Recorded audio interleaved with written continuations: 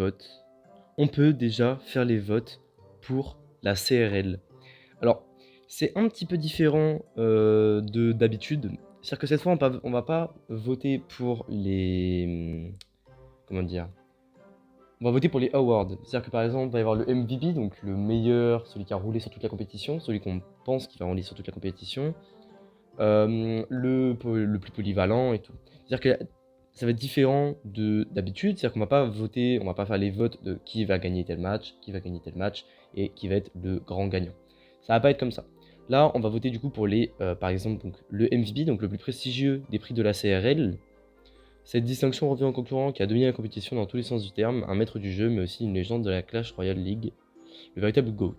Alors, là, bon, je pense quand même les gars, le MVP, alors, si on compte vraiment cette année, j'aurais pas mis Mohamed Light, mais si vraiment on compte le all-time, moi je mets Mohamed Light en vrai. Pour moi, c'est même pas un débat, je veux dire, pour moi, il n'y a même pas de débat.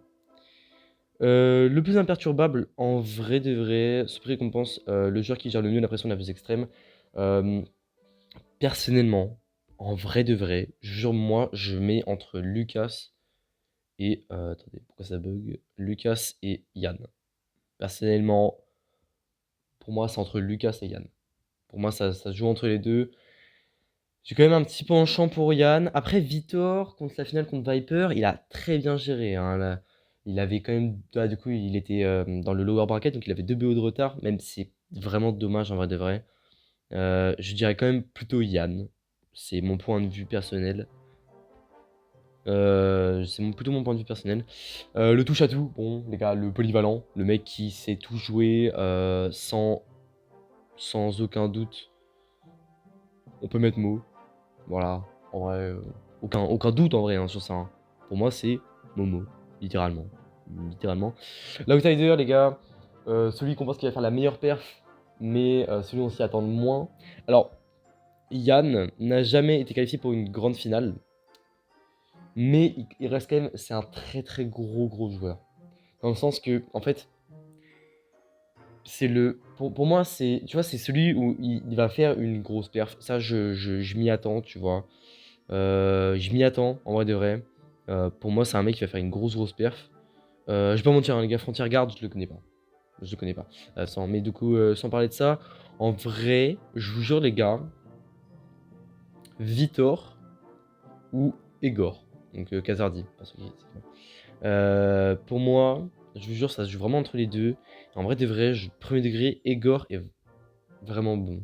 J'ai Egor, mais du coup c'est Kazardi, hein, excusez-moi les gars. Pour ceux qui savent pas, je crois que c'est le troisième qui a le plus de win, ou le deuxième qui a le plus de top 1 sur le jeu. Je crois la dernière fois que j'avais regardé, il y avait Momo qui était à 14 et lui il devait être à 9, genre en deuxième. Donc,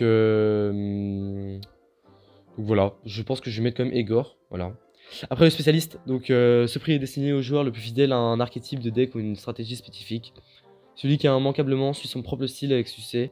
Ce spécialiste maîtrise le deck qu'il a choisi dans les mains de détail, ses points forts, ses points faibles, les meilleures combinaisons et remporte souvent la victoire en se concentrant sur ce qu'il sait faire de mieux que tout le monde.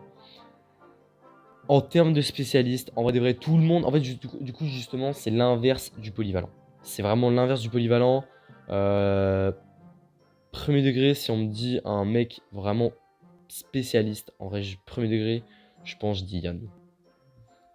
Avec Cochon et tout, c'est un vrai spécialiste. C'est vraiment un. Pour moi, c'est le meilleur joueur Cochon du jeu. Et en vrai de vrai, c'est quand même quelque chose qui est pas. C'est pas anodin, tu vois. C'est quand même un gros truc, tu vois. Pour moi, c'est ça. Pour moi, c'est ça. Et deux derniers, bah, il n'y a plus rien. Bon, bah voilà.